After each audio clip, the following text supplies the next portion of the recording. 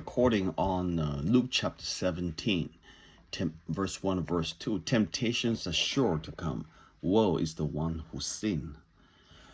Jesus said to the disciples, temptations to sin are sure to come, but woe to the one through whom they come. It would be better for him if a millstone were hung around his neck and he were cast into the sea, that he should cause one of these little ones to sin. Okay, so the principle of this message is that it is a greater sin for someone to cause others to sin, cause the little ones to sin. Why cause little? Why the word little?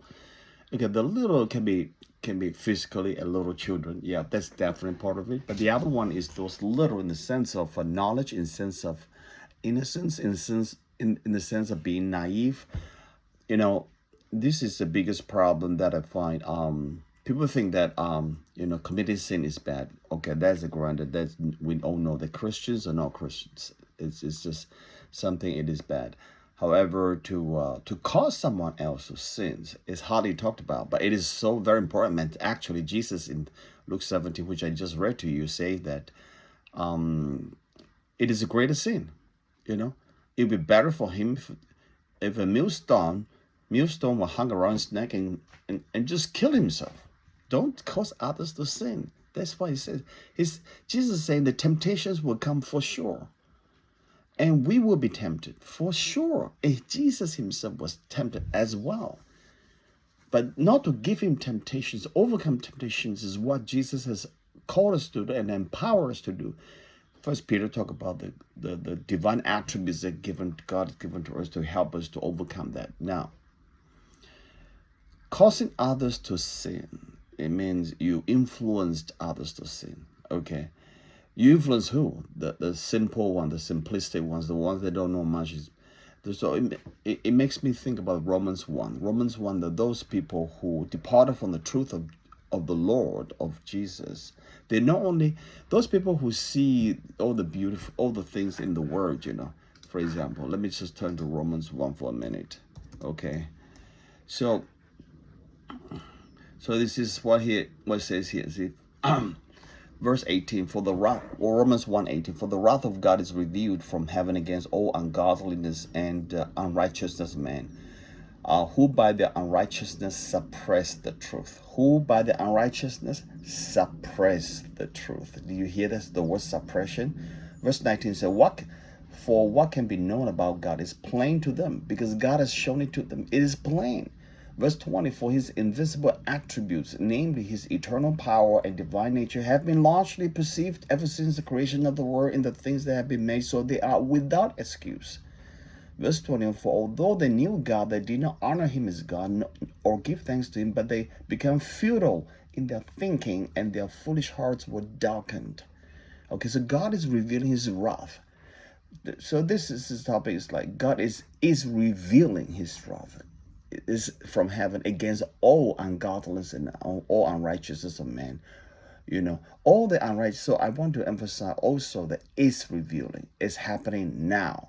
Judgment is not only happening and when Jesus returned at the end of the age, the end time when Christ finally returns and bring judgment. No, judgment is happening now. But although this is not so obvious, you can see all the evil regime and power and evil people are still continue to deceive, to lie, and do all these things. And yet you ask, where is God? Well, a lot of people have been asking that. Okay, Israel was in bondage under Pharaoh for how many years? Hundreds of years. And they cry out to God. Okay, so we have to cry out to God. If anybody under such a regime, people in Iran have been under the regime for a long time, or any other regime, they should cry out. And in fact, now it's the fastest church growth is happening in Iran, China too, for a long time, and the churches blossom. It seems that there's a correlation between oppression and church growth. The first century church. The church was so persecuted, okay, and the Christians were thrown into the arena in Rome, And those are the times churches grow so fast, so powerful. There's a sense that so that is a sort of a side topic, but the main topic, God's revealing his wrath, judgment against ungodliness and unrighteousness of God. So you and I may not see so obvious wrath of God, but it's happening individually in common. You have seen some of the terrible regime, dictators been overthrown, and all this stuff. It is happening, but maybe not as fast as to your liking, my liking. But who are you? Who are me? Who am I?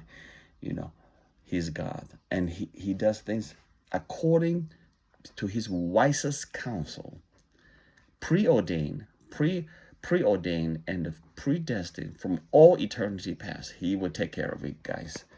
All right. So people who know his, there's no excuse. People see his eternal power. So remember that.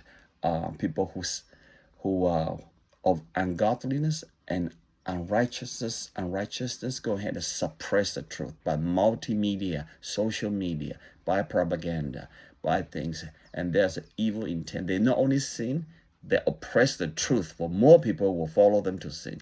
That is a greater consequence, reaping the judgment, the wrath of God.